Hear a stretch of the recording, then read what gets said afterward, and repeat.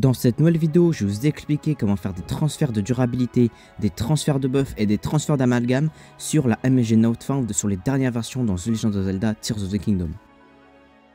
Pour commencer, je vais transférer la durabilité, le buff et l'amalgame de cet espadon de garde royale sur la MSG Notfound. Comme vous pouvez le voir, si je donne un coup au sol avec cet espadon, il se brise. Cela explique qu'il ne reste plus que 1 durabilité.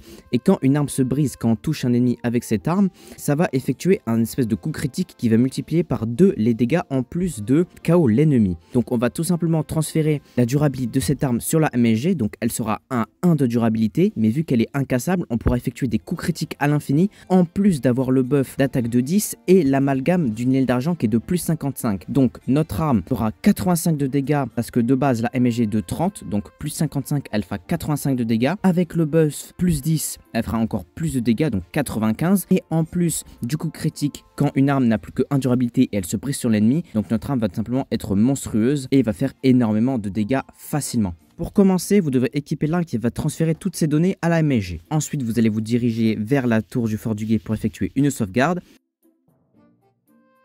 Et ensuite, vous allez monter sur ce mur-ci. Une fois que vous y êtes, vous allez vous téléporter au sanctuaire du temple de dos, donc le sanctuaire de Higokson, pour commencer la manipulation. Une fois que vous y êtes téléporté, dirigez-vous au même endroit que sur la vidéo et mettez-vous accroupi vers le bord. Vous pouvez mettre à n'importe quel endroit, il faut vraiment que vous soyez accroupi au bord. Ensuite, vous allez appuyer sur moins, aller dans le menu des souvenirs et en regarder un. Avant d'appuyer sur plus pour le skipper, commencez à spammer A comme jamais et dès que vous appuyez sur plus, continuez à spammer. Si vous avez réussi la manipulation, vous verrez que le temps de chargement est beaucoup plus long que la normale pour sortir du souvenir. Une fois que vous êtes sorti, si vous allez voir la map, vous verrez que vous serez au fort du guet alors que vous êtes encore au temple de l'eau si vous appuyez sur plus.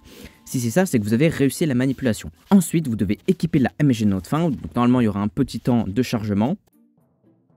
Ensuite, Link équipera son espadon de garde royale comme s'il avait la MSG. Et à partir de ce moment-là, vous devez regarder un autre souvenir. Skippez-le, on s'en fout. Une fois que vous avez skippé ce souvenir, vous allez appuyer sur plus et voir que les stats ont été transférés à la MSG. N'appuyez pas sur B maintenant, sinon votre jeu va freeze et vous devez recommencer. Donc d'abord, effectuez une sauvegarde. Et une fois que vous l'avez effectué, rechargez-la.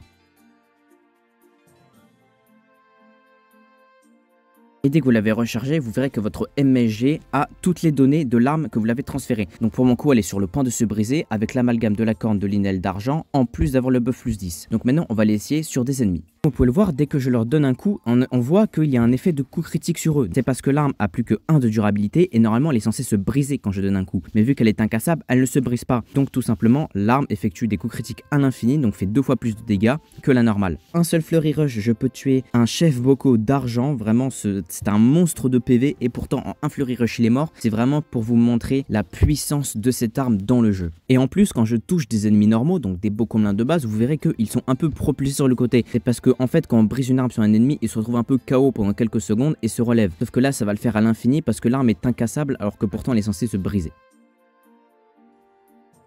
Donc voilà, merci d'avoir regardé cette vidéo, j'espère qu'elle vous aura plu, n'hésitez pas à vous abonner et à liker si vous aviez apprécié. Et si vous voulez, vous pouvez effectuer des suggestions de vidéos dans les commentaires que vous aimeriez bien voir sur la chaîne.